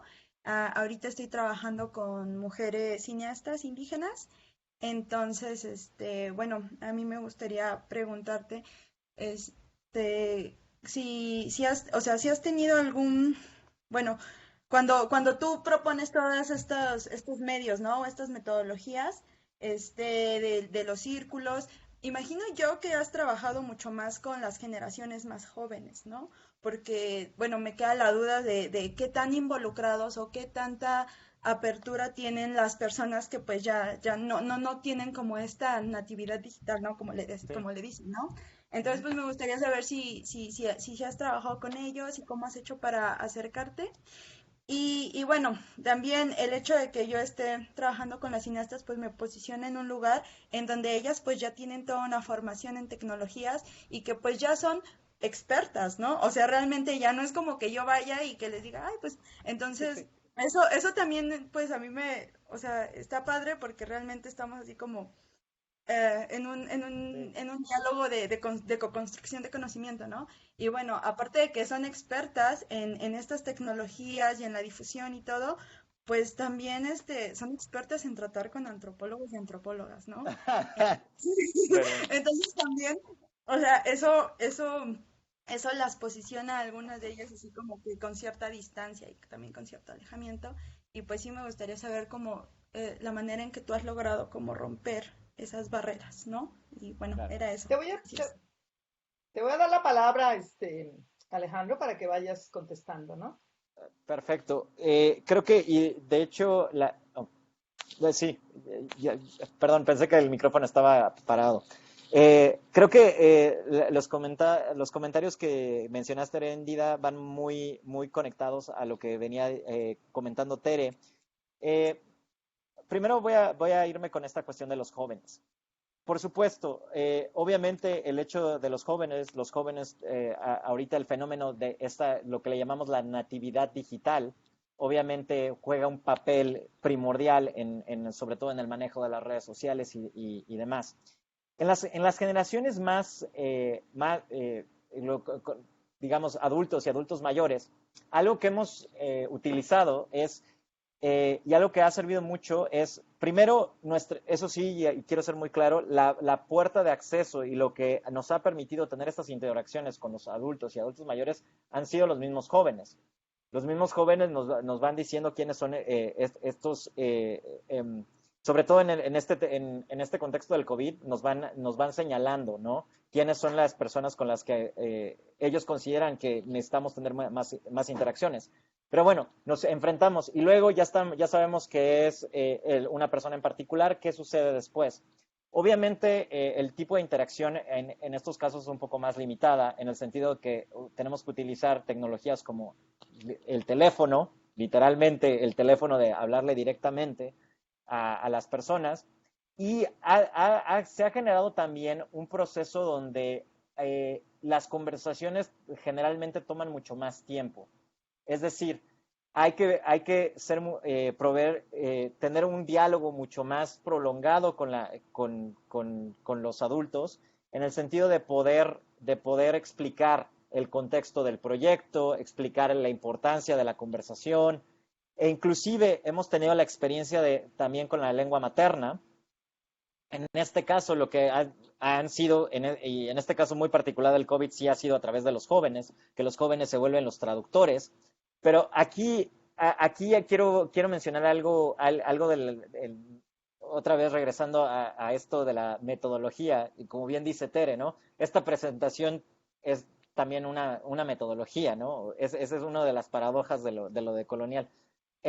Pero una de las cosas que quiero marcar aquí con el uso de la lengua materna, algo que ha sido muy interesante ver el proceso, es que trabajando en los procesos de traducción, y estos procesos de traducción a veces son por teléfono, generalmente eran en persona, ¿no? Pero lo estoy diciendo en el contexto del COVID.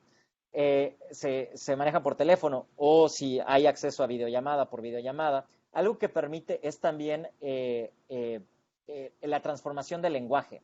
Muchas veces tenemos ciertas preguntas o ciertos cuestionamientos que cuando precisamente pedimos que se haga esta traducción, pues obviamente no existen los términos o son términos muy occidentalizados que obviamente en la lengua materna no existen. Entonces, tener este diálogo de generación inclusive de los mismos cuestionamientos ha sido muy interesante porque hemos tenido que romper muchos de los términos que a lo mejor en la academia son términos bastante, entre comillas, sencillos o términos que ya asumimos son de conocimiento general, pero que pues obviamente en un contexto como es el contexto de una comunidad, pues genera ciertas eh,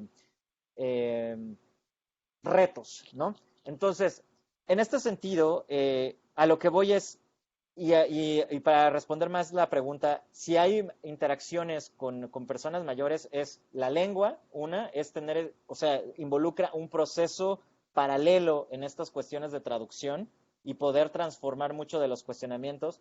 La segunda es obviamente que obviamente los medios son más limitados, es decir, a lo mejor simplemente es el teléfono.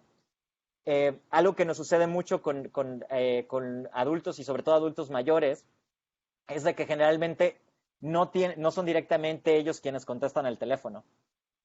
Generalmente es alguien de la comunidad o es el hijo, el sobrino, el nieto quien contesta y entonces hay una primera interacción que obviamente marca mucho de cómo se desenvuelve la conversación después. Entonces, son de estas consideraciones. Entonces, algo que quiero marcar mucho es que en este contexto del COVID va a requerir más tiempo en estas generaciones de las conversaciones. Y ahora, porque creo que va muy relacionado también con esto que menciona Serenidad, la pregunta de Felipe, en el sentido de cómo generar esa confianza y sobre todo si no se han generado esos vínculos de confianza, cómo empezar una conversación. Y aquí, esta conversación, voy a compartir una experiencia que tuve en el contexto en Canadá, en el contexto de una comunidad, porque quiero en el contexto de las primeras naciones, las comunidades Métis y las comunidades Inuit, que es toda una explicación que me tomaría bastante tiempo explicar todo el contexto histórico. Pero en este sentido, el contexto social y el contexto socioeconómico de las comunidades no es como el resto de Canadá. Las comunidades indígenas, ahorita decía Tere, que van a la universidad, sí, pero van a una tercera parte de lo que va un canadiense, un no indígena. O sea, los rangos de exclusión y sobre todo los grados de suicidio son 6 veces más altos en las comunidades indígenas en Canadá. Entonces, y el abuso en sustancias es también bastante más alto. Pero bueno, ¿a qué voy? ¿Cómo generar esta confianza? Y algo que me sucedió de manera personal, precisamente en una de las iteraciones que tuvimos con el proceso del curso digital, una de las, creo, responsabilidades que tenemos, y sobre todo desde la academia, es tenemos que empezar por tener una conversación abierta. Es decir, antes de empezar a generar o tener una conversación de la investigación, es tener una conversación abierta con las personas de la comunidad. ¿A qué me refiero? Ahorita, precisamente con todas las medidas del COVID, no podemos ir en persona a la comunidad. Entonces nos toca generar confianza de manera digital para poder hacer el desarrollo de nuestro programa. Entonces, ¿por qué? Porque algunas personas lo van a tomar de manera digital. Entonces, ¿cómo hemos generado eso? Ha sido generar mucha confianza en el sentido de tener conversaciones previas. A veces con una sola conversación ya la persona se abre y la persona está abierta a generar esta reciprocidad de conocimiento, pero a veces toma mucho más tiempo. A veces toma mucho más tiempo e involucra también hasta cierto punto un compromiso de parte de nosotros, en el sentido de que lo que decía Serendida, muchas personas de las comunidades ya están como anticipadas, ¿no? En un proceso de investigación, yo no voy a entregar mi conocimiento porque siempre es este proceso de extracción, ¿no? Entonces ya estoy como a la defensiva de, no, ella me va a decir algo o seguramente me va a terminar sacando algo. Creo que algo que ha servido mucho en mi proceso es, además de las conversaciones, es empezar a generar compromisos. A generar compromisos de esta investigación, y generalmente siempre lo marco mucho, este trabajo comunitario, lo que se espera es que al final este reporte, en el caso de Canadá, esta aplicación digital ustedes la puedan utilizar de regreso. Es decir, si usted, en pocas palabras, si tú me vas a entregar algo de conocimiento, te voy a regresar algo que va a ser útil para la comunidad. Entonces, eso ha generado cierta confianza y eso ha roto varios hielos que muchas veces son difíciles, sobre todo con personas mayores. Agregando nada más como último comentario para dar pie a más preguntas, cuando recién llegué a Canadá, yo era el externo que venía de fuera. Entonces, obviamente en muchas de las comunidades era, ¿tú quién eres? ¿Por qué estás viniendo aquí? Y quieres hacer un trabajo de investigación, porque además cuando empecé mi trabajo era como estudiante de maestría. Entonces, ¿qué empezó a suceder? Fue a través de tener estas conversaciones abiertas y generar este compromiso de, al final va a haber algo que independientemente que va a ser mi tesis, va a haber algo que la comunidad puede utilizar. En el caso, a lo mejor, en el ejemplo que dice Seréndida, es precisamente tener esta conversación con estas personas que ya tienen esta anticipación y ya están preparados para los antropólogos, y tener estos espacios de responsabilidad es que al final del proceso usted va a recibir o vamos a hacer algo en conjunto o vamos a crear algo en conjunto. Entonces, por eso es importante que estemos trabajando en conjunto. Y es reconocer, obviamente, reconocer las malas experiencias en el pasado. Entonces, eso ha servido mucho para empezar a generar estos niveles de confianza. En el contexto de COVID, obviamente va a requerir más trabajo. Y va a requerir hacer también una investigación previa en el sentido de, si no se conoce para nada la comunidad, es empezar a ver dónde está la comunidad. Ya salió una estadística, ahorita no recuerdo la fuente y mis disculpas por esto, pero donde se decía que sobre todo en la ruralidad en México, ya el manejo del WhatsApp ya está al 90%, donde ya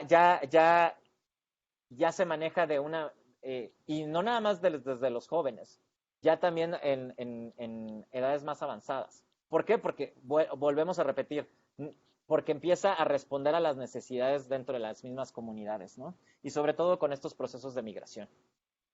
Entonces, estos son algunas guías. Al final no son recetas, pero son algunas guías de cómo se pueden facilitar los procesos para generar estos lazos de confianza. Gracias, Alejandro. Muchas gracias. Carolina. ¿De qué? Carolina tenía una pregunta. Sí, y ahorita no veo más manos levantadas, entonces voy a aprovechar, Alejandro, primero para agradecerte mucho todo este optimismo y todas estas ideas frescas, toda la información también que nos compartes. Creo que llegas en un buen momento. Pues tengo un montón de curiosidades, sobre todo acerca de lo que cuentas. Estaba pensando en esta palabra que he escuchado varias veces durante la conversación, y es control, el control de lo que vemos, ¿no? Vamos a perder el control de lo que vemos, de a quién entrevistamos, y ese control se lo vamos a dar a alguien más, ¿no? Que en este caso, por ejemplo, son los jóvenes, ¿no? Que te van a permitir establecer la comunicación, el contacto con los viejos, con quien ellos decidan también, ¿no? Entonces perder ese control puede ser como muy, puede haber miedo ahí, ¿no? Es un riesgo también que corremos. Me parece bien interesante porque es plantearnos la investigación también en la pérdida de ese control. Y ahorita que te estaba escuchando decía, es que también ellos, por ejemplo, en este caso las comunidades, en este momento se quedan con la información que producimos, ¿no? Que producimos mutuamente. No solo tú te llevas esa información, sino que ellos también se quedan con los audios, con los correos compartidos, con los videos, y eso marca otra relación, ¿no? Yo creo que eso primero es una pérdida del control sobre eso, y por eso me parece tan importante pensar en el consenso, no en el consentimiento informado, sino en el consenso de qué se va a hacer con esa información. Porque no es solo tú, investigador, qué vas a hacer con ella, sino también hay una reciprocidad, ¿no? O sea, creo que ahí hay una pérdida de control en muchos sentidos. Y me parece también bien interesante imaginar los puentes que se pueden construir entre las epistemologías decoloniales y esas otras epistemologías que son anglosajonas, ¿no? Y más que epistemologías, como estos marcos teóricos sobre lo digital, ¿no? que están tan alejadas de este pensamiento dialógico, por ejemplo, ¿no? Digamos, yo puedo imaginar que los estudios de Daniel Miller, cuando empezaron a trabajar en las comunidades, pero observando a las comunidades, el uso que hacían de esa tecnología, pues ya era un inicio, ¿no? De acercarse a las comunidades. Pero pensarlo hacer donde esa otra parte es colaboradora de la investigación, porque también hace uso de esas herramientas digitales, creo que es un paso, ¿no? Y creo que ahí es donde se puede tejer un puente entre lo digital y lo de colonial bien interesante. Y yo tengo una curiosidad que tiene que ver más bien con tu trabajo de investigación. Yo sé que estás haciendo un doctorado y me pregunto cómo estás pensando construir el tema de la coautoría para tu investigación. Y porque me imagino, ya planteabas, hay un montón de batallas, ¿no?, institucionales para posicionar ciertos temas, pero aparte el tema de la coautoría en un trabajo de investigación que se acredita de manera personal y se defiende de manera personal en un contexto de la academia anglosajona, ¿cómo te estás planteando eso? O sea, es como una curiosidad que a lo mejor ni siquiera tengas respuesta para ella, pero me interesaría escuchar tus reflexiones. No, qué buena pregunta, ¿eh? Qué buena pregunta. Bueno, nada más quiero mencionar, esto del control es algo que se plantea, se había estado planteando mucho en todas estas teorías de coloniales por mucho tiempo, pero ahora el virus nos está forzando a hacerlo. Ahora ya no es opción, no te queda otra opción. Entonces es una cuestión muy interesante, las consecuencias del COVID.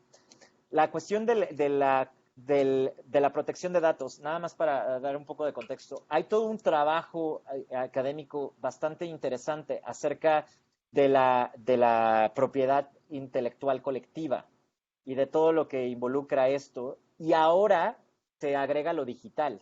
Cuando esta propiedad colectiva intelectual se pone en lo digital y cómo poderlo proteger, y sobre todo en el contexto de redes sociales, más allá de lo que que es la academia, las librerías, los museos. Hay un trabajo bastante interesante. Ahora, con el trabajo de la coautoría, que ahí voy con esto, sí, ha sido una batalla de no terminar porque obviamente se rompen muchos de los paradigmas y se rompe mucho del hacer.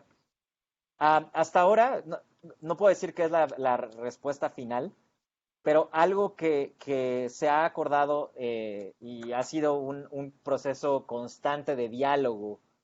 Bueno, una de mis supervisoras es indígena, es indígena Mohawk, entonces ella es la que me abre la brecha un poco, es la que dice, hay que hacerlo. Y una de las cosas que ha marcado es, estamos en el proceso de ver si me van a permitir esa coautoría dentro sobre todo no tanto por la tesis como tal, sino porque dentro de los requerimientos del grado tendría que ir a una decisión consultada con toda la universidad. Entonces, bueno, haciendo este proceso colegiado, algo que sí se está permitiendo es de que dentro del proceso de la construcción de la tesis se nombren todas las personas que son parte de la construcción del conocimiento.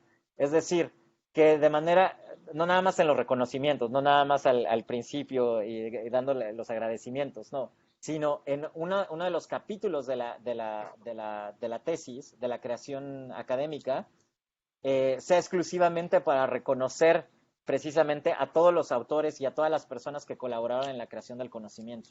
Entonces, cualquiera que lea la pieza tiene que encontrarse forzosamente con esa parte. No resuelve el problema, no termina de equilibrar el poder. Obviamente, al final termina siendo una obra que está referida de mi autoría, pero es una batalla que seguimos batallando.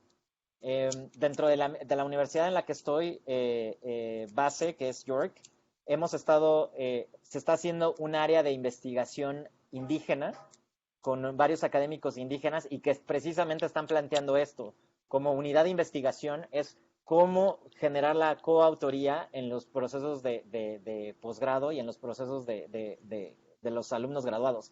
Sin embargo, todavía está en las primeras fases. y posiblemente a mí ya no me toque, pero es una de las cosas que sí se están contemplando. Okay. Tenemos a dos personas más, Sí, Alejandro, y sí, le adelante. vamos a dar la palabra para que abra su micrófono y su video a Paulina y después a Emilia. Hola, buenas tardes. Pues muchas gracias por la conferencia. Me parece una dimensión muy novedosa el asunto de la decolonialidad y estas propuestas decoloniales pues en lo digital, ¿no? O sea, nosotras en el curso hemos visto, ay, perdón, es que estaba contra luz. Hemos visto justamente esta propuesta de colonial, pero bueno, ahorita me parece fantástico verlo pues en las herramientas que forzosamente nos estamos pues acercando. Y bueno, pensaba que justamente hiciste un análisis pues bastante autocrítico de proponer o dimensionar estas paradojas, ¿no? De lo de colonial frente a herramientas que pues nacieron colonizantes, ¿no? Y bueno, hablaste de varias cosas que me llamaron mucho la atención. Por ejemplo, pienso que justamente la descolonización no solamente es una cuestión de ideología o de teoría, sino en gran medida es una propuesta metodológica de cómo acercarnos, de cómo hacer pues no sé, la investigación, pues no al margen, ¿no? De los propios investigados, no al margen del propio contexto. Y bueno, en este sentido, hablaste de las huellas decoloniales, ¿no? En el hacer decolonial hablaste de unas huellas decoloniales y hiciste alusión a los términos de contemplar, conversar y reflexionar. Bueno, yo me parece que me encuentro en la etapa de contemplar, ¿no? Desde ahorita que no puedo ir a trabajo de campo, pero me gustaría que nos explicaras un poco en clave de colonial cómo podemos hacer estos ejercicios de contemplar, conversar y reflexionar, ¿no? En torno a la producción investigativa. Gracias. Tenemos tres preguntas más y no sé, creo que hacemos las preguntas, ¿te parece, Fernando? Digo, Alejandro, Sí, disculpa. sí, sí, sí, claro. Entonces, le doy la palabra a Emilia.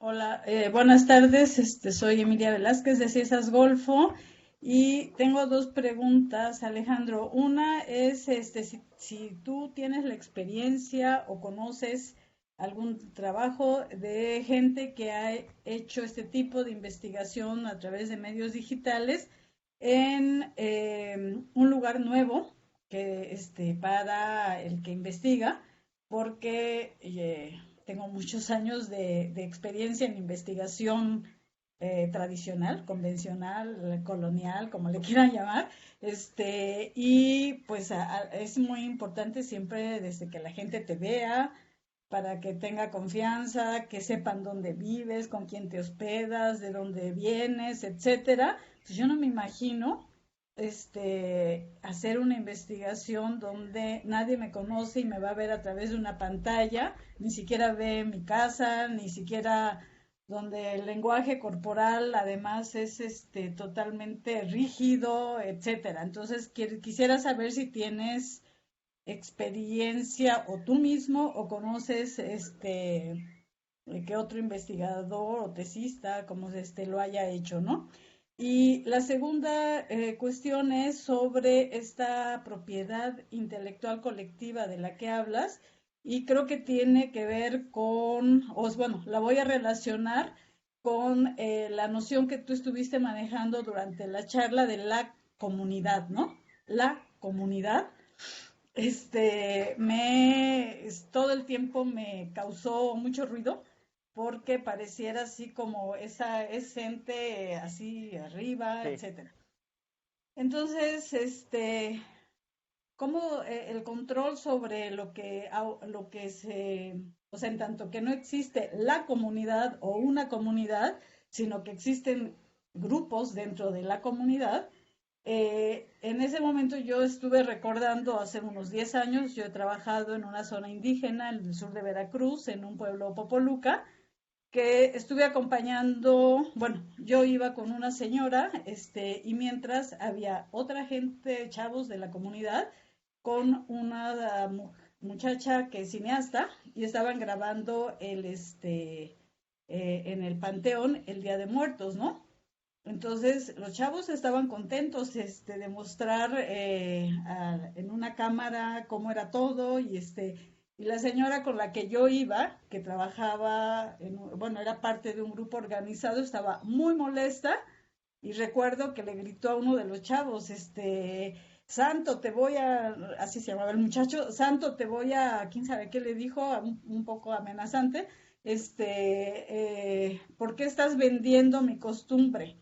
Entonces, a lo mejor hay un grupo que le gusta y que está dispuesto a transmitir algo de esa comunidad que realmente sabemos que no existe como tal, y hay otro grupo totalmente en contra de que eso circule.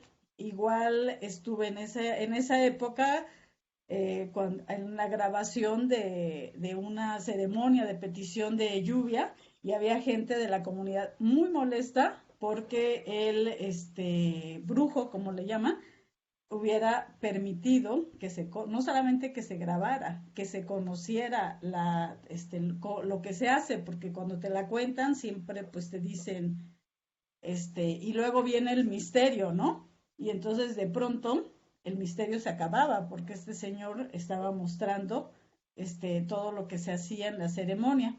Entonces son mis preguntas, gracias. Alejandro, ¿quieres contestar? Tenemos 15 minutos y hay otras dos personas que también quieren preguntar. ¿Quieres contestar o le damos la palabra a las personas? Si me permites, me gustaría contestar porque creo que la pregunta de Emilia es bastante importante.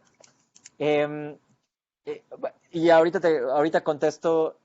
Voy a irme primero a la segunda pregunta de Emilia y luego contesto la pregunta de Paulina y la primera de Emilia al mismo tiempo, porque creo que van muy relacionadas. Sí, definitivamente este concepto de la comunidad o este imaginario idealista de que todos los de la comunidad caminan hacia el mismo lado,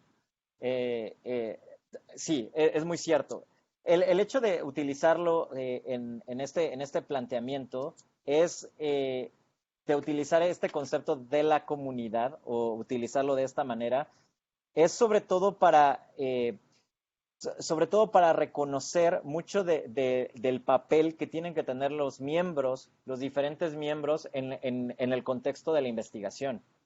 Y aquí, en esta cuestión de cuando hablo de la comunidad, y aquí va muy relacionado a cómo generar estos procesos, creo que, y sobre todo, esta experiencia ha pasado en Veracruz en varias ocasiones, que la comunidad va en diferentes direcciones, algunas totalmente opuestas. Algo que ha tenido que pasar ha sido la cuestión de las asambleas. Es tener esta situación en donde precisamente varios representantes de diferentes, donde la misma comunidad decide quién está dentro de esa asamblea y precisamente poder tratar de llegar a un consenso. A veces se llega al consenso, a veces no. Entonces, ahí cuando hablo de la comunidad, te agradezco mucho, Emilia, porque sí, hay que ser muy cuidadosos de que este concepto no necesariamente va a ser algo homogéneo y no va a ser un grupo que va a tratar de decidir lo mismo. Y esto relacionado a la propiedad colectiva o cómo se visualiza la propiedad colectiva es en el mundo de la propiedad intelectual. Ha habido muchas discusiones acerca de esto de la propiedad intelectual, porque jurídicamente y legalmente, ¿quién es la comunidad? ¿No? Precisamente estos grupos, es el municipio, son los ancianos en el caso de que sean usos y costumbres. ¿Quién legalmente es esa entidad que tiene los derechos o ese derecho a decidir acerca de la propiedad colectiva? Entonces, aquí lo que se plantea como parte de las formas o de los procesos comunitarios es precisamente entender muchos de las acciones que ya la misma comunidad puede estar llevando a cabo, como son las asambleas. Y en esas asambleas es precisamente plantear mucho de estas situaciones, como la que planteabas de las grabaciones, ¿no? La comunidad en una asamblea está de acuerdo o está en desacuerdo que se haga la grabación, ¿no? Y aquí se plantean inclusive nuevos paradigmas, porque el hecho de grabar el video, si yo voy y grabo el video, yo tengo la propiedad intelectual del video. Me pertenece legalmente, ese es el principio, de quien lo graba es el que jurídicamente, legalmente tiene la propiedad. Pero el contenido del video no es mío. La música y las cuestiones visuales no me pertenecen. Entonces, ¿cómo navegar este tipo de situaciones?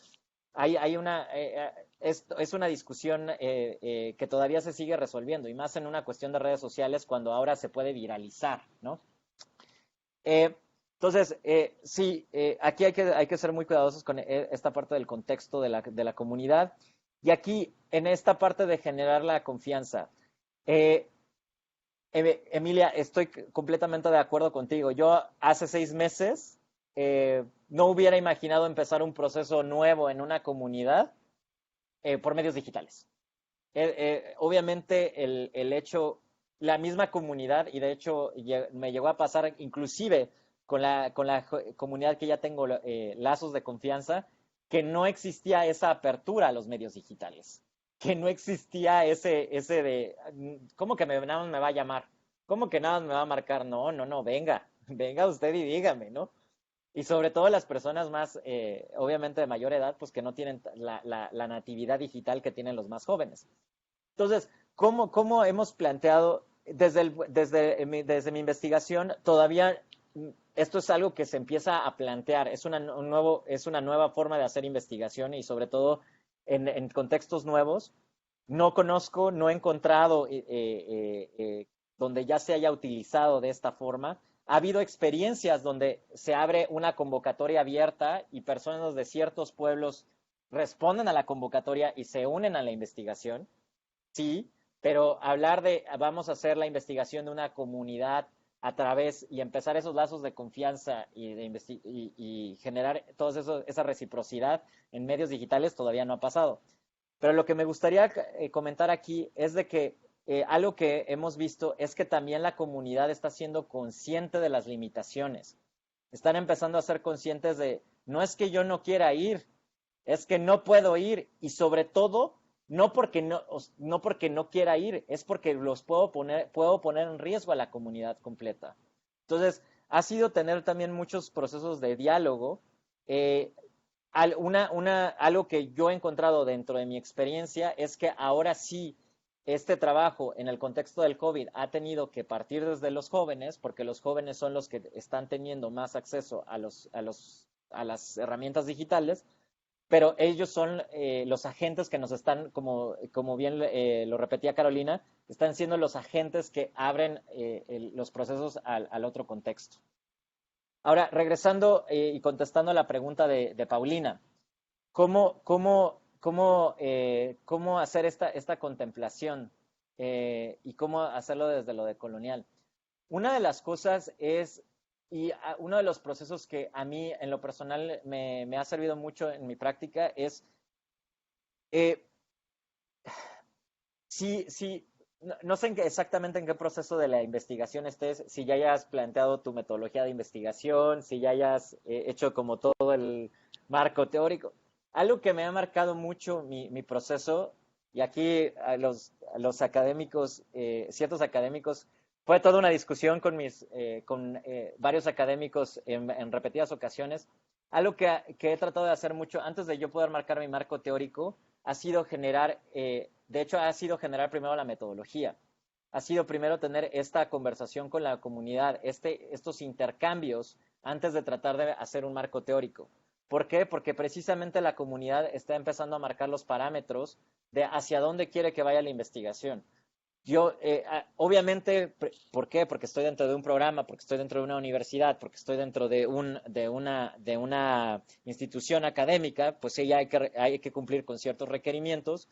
Entonces, lo que me ha servido en la práctica ha sido marcar como las líneas. Marcar las líneas, obviamente el trabajo tiene que ser en cuestiones digitales, hay alguna necesidad en cuestiones digitales, y a partir de ahí se ha generado toda una conversación.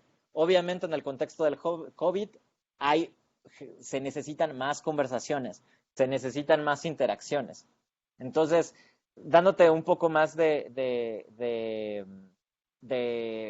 consejos, vas a tener, y en este contexto, y lo digo que vas a tener de un poco violento en este sentido de lo tienes que hacer, sí vas a tener que buscar generar mucho más vínculos, que a las 2 o 3 personas que ya tengas cierto vínculo te puedan introducir con otras personas y empezar a generar esos vínculos. Muchos de los vínculos van a ser, sí, basados en los jóvenes para poder llegar obviamente, a las personas, a los adultos y a los adultos mayores. Esto es un poco del contexto de la experiencia de la que he partido, pero como bien lo decía Emilia, está marcando una nueva forma de hacer la investigación. Okay. Disculpe que te interrumpa, Alejandro. Es que hay una persona más que quiere hacer una pregunta y nos quedan 5 minutos. Sí, perfecto. Carlos. Hola. Carlos. ¿Me oyen? No te vemos. ¿Cómo están? Bueno, muchas gracias por la conversación y por la oportunidad también, digamos, como tratando estos temas en este contexto. Bueno, yo digamos como que tengo para contarte que propuse algo que, digamos, es muy común en antropología y es un enfoque sobre lo cotidiano, ¿sí? Yo estoy trabajando sobre, digamos, el procesos de despojo territorial en una localidad en Michoacán, digamos, haciendo análisis del turismo, ¿sí?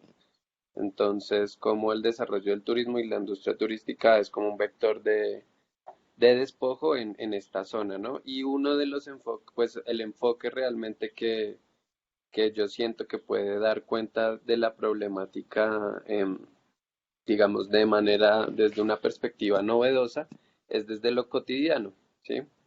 Entonces lo que he propuesto es hacer unos recorridos territoriales o bitácoras por medio de Google Maps, ¿sí? En el territorio. Pero me enfrento bueno, y también tengo videos y fotos que la comunidad me va a compartir. Pero me enfrento al reto de cómo abordar, digamos, las percepciones que la gente tiene sobre el espacio, sobre los espacios que se pierden, las cosas que no se pueden hacer ya, y cómo abordar eso desde el intermediado, pues, por estos artefactos, ¿no? Entonces, pues yo quisiera saber si en medio de tus investigaciones el tema de lo cotidiano ha sido un aspecto que se ha reflexionado, cómo se ha reflexionado lo cotidiano desde los abordajes que tú has tenido e intermediado por estos aparatos, ¿no? Gracias. Gracias, Carlos. No, definitivamente algo que ha estado sucediendo en los últimos 2 meses es las nuevas formas de hacerlo cotidiano. Las comunidades están entrando en nuevas dinámicas, en nuevas formas de lo cotidiano, que lo cotidiano del 2019 es completamente diferente al cotidiano del 2020. Si es que existe un solo cotidiano. Podría haber muchos cotidianos desde una misma localidad con los diferentes grupos. Creo que en este trabajo va a ser muy importante que se reconozca y que se ponga en perspectiva dentro de precisamente lo que decíamos anteriormente en el marco, que puedas abordar de que están expresando lo cotidiano en una emergencia sanitaria, que muchas de estas expresiones están obviamente transgredidas por este factor que está sucediendo alrededor y que es completamente ajeno a la comunidad, pero bueno, ajeno en el sentido que vino como un agente externo, pero que ahora es parte de esta cotidianidad, y empezar a construir esto de lo cotidiano a partir tomando en consideración este factor. Creo, si ya empezaste a hacer la recolección de datos, si tienes datos previos al COVID, pues hasta podría ser interesante hacer una comparación de cómo lo cotidiano cambió. Si es que si no llegaras a tener datos anteriores, pues es precisamente reconocer de que mucho de lo cotidiano o de lo que la comunidad ha estado entendiendo, pues obviamente va a cambiar, va a ser modificado. Y algo muy interesante y un proceso que también te puede ayudar mucho es que cuando empieces a generar, a- no sé si estas expresiones de lo cotidiano lo vas a basar en acciones, en objetos, en escenarios, quién sabe, eso ya es muy particular de tu investigación. Es muy importante que le puedas compartir a la comunidad conforme vaya saliendo y que vayas compartiendo, no en un lenguaje académico, en un lenguaje cercano a la comunidad, decirle, este objeto me llama mucho la atención, ha estado en todas las conversaciones, a lo mejor es una silla, a lo mejor es, no sé, el tortillero, el florero, no sé, es algo muy, muy particular. Y que la misma comunidad te vaya diciendo. Creo que ahí hay procesos bastante interesantes donde puede haber esta conversación. Y a lo mejor termina siendo algo completamente distinto, ¿no? A lo mejor el significado como ellos lo ven es completamente diferente al significado que a lo mejor le dimos a través de todas estas metodologías. Entonces ahí hay un ejercicio interesante. Ok. Bueno, Alejandro, estamos llegando al final, disculpa. Muchísimas gracias. Ha sido una conversación súper rica, excelente, inspiradora para los estudiantes y para nosotros. Ojalá te tengamos otras veces y le paso la palabra a Carolina para que ella clausure esta sesión. Y Alejandro, muchísimas gracias otra vez. Esperamos que puedas compartirnos también el material de la presentación de hoy. Ah, sí, Sería claro muy que sí. bueno, sobre todo porque ahí pones los links de todas las recomendaciones para leer y seguro vamos a consultarte más veces. Y bueno, esta es ya la quinta sesión de este ciclo, tenemos una más, ya terminamos el próximo viernes. Entonces les agradezco a todas y todos que nos acompañen y también esperamos que nos acompañen en la siguiente sesión que será la última. Adiós, muchas gracias a todos.